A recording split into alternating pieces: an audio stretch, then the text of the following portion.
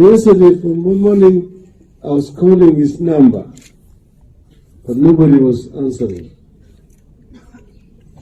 And I know somebody down is in a critical condition with COVID, and you cannot go to visit them.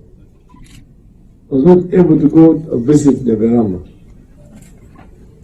Now early this morning we wake up, breaking news, Nyagarama is no more. We had talked with Ongwae, and we agreed with Ongwae that he was going to receive us here. And after that breaking news, Ongwae calls me, and then thereafter he now says that the governor require him in Nairobi. That's why he is not going to be here with us today. But that is the way of life. That death is a necessary evil that must come.